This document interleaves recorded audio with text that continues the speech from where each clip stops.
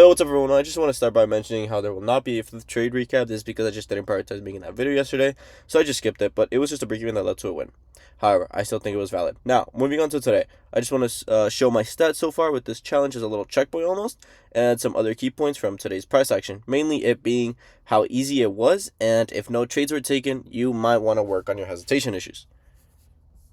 Now, starting with the 4-hour, we see that price has retraced into equilibrium with the whole overextended high time frame range after sweeping a mid-intermediate high.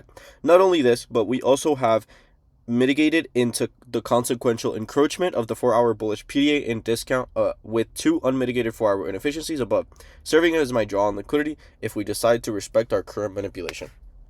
Now being in the 15-minute, we see that we have a 30-minute gap above, serving as my main condition in case we want to remanipulate this range before displacing towards said draws.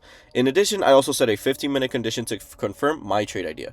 Scaling down to the 1-minute, we see that market opens into the 30-minute gap respecting it, but my narrative was just so heavily convicted at this time that I didn't really care about this at this point in price.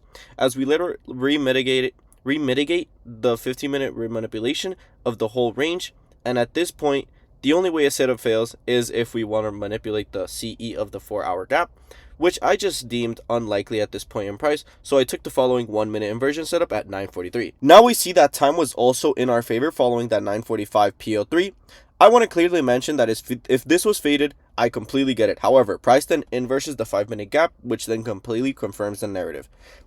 And if you didn't take that trade, you're low-key trolling. But for my trade, I liked how safe it was due to the internal high being at that 5-minute gap. So if it would have been a bearish continuation, I would have still walked out without a loss overall.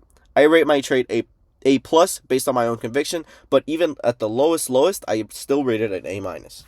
Lastly, we have my journal. And if you're curious, this is how I journal today. I don't think I could have really taken a lot more out of today than I already did. Regardless, I still think the checklist is always going to be my biggest pro as it provides a lot of data long term. Feel free to copy it.